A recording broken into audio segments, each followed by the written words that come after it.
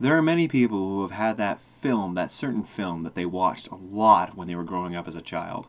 Many would say it would be some of the classic Disney films. But for me, it was a movie that was part of a series that I had never really heard of, and I still really have no knowledge about today. But for my 100th episode of Listening to the Movies, I wanted to play a soundtrack that was near and dear to me. That film was Muppet Treasure Island.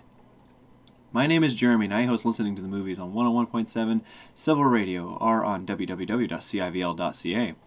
Every Thursday night at 8 p.m. Pacific Time, I play classic hits from great film soundtracks, and last week, for Disney Month, I played Muppet Treasure Island. If you listen to the opening score, you will find that you hear this familiar beat in the drums. That's because the opening score is written by the same guy who composed the music for the Pirates of the Caribbean films, Hans Zimmer. And much like the Pirates film, Muppet Treasure Island, the 15th film in this series, begins with a dark opening despite it being a song. Murderous pirates are having a song about thievery, gold, and murder, being sung to them by puppet crocodiles, Stonehenges, and crabs. Shiver My Timber sets the mood for what is a great reinvention of the classic story. The film follows orphan Jim Hawkins alongside Gonzo and Rizzo as they set off on an adventure with a colorful crew full of interesting and memorable characters. Long John Silver, Kermit the Frog as Captain Smollett, Dead Tom, Mr. Arrow, who is one of my favorite characters in the film, and many more join in on this delightful film. Something I like that sets the Muppets apart from other films or shows of its genre is that it can appeal to adults by either addressing the fourth wall or its tongue-in-cheek jokes. You can enjoy it equally as both a child and an adult, and as both age groups will understand or enjoy more things than others, they will still come together and love this movie. Jim Henson's characters are a wonderful addition to an otherwise overdone and drivel sort of story. I watched this film so many times when I was a child that it took me a few years before I came to terms with the fact that not all movies had songs in them.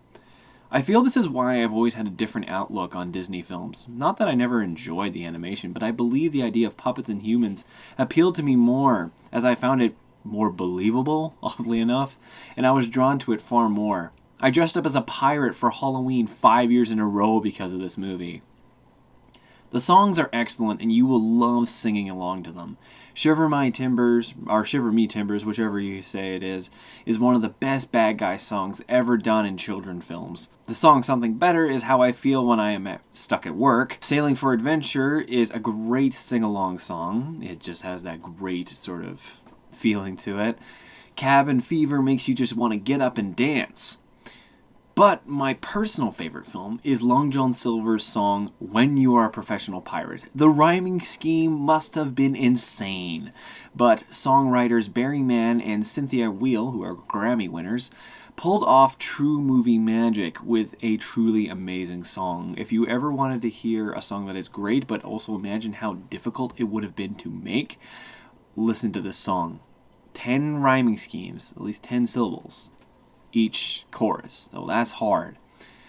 So if you were a fan of the Muppets or you just want to see how many times Tim Curry laughs, you will enjoy Muppet Treasure Island. After asking several fans of the Muppet movies, many of them agree that this one was the best one ever made by Brian Henson himself. The two new ones weren't really made by them. They were made more so by Jason Segel, and the recent one was made by the director of the first film mainly. If you guys want to check out the recording for the show, click the first link in the description. If you guys want to check out what I'm going to play next, click the second link for the Facebook page. Thanks for listening, guys, and please enjoy what comes next on Disney Month.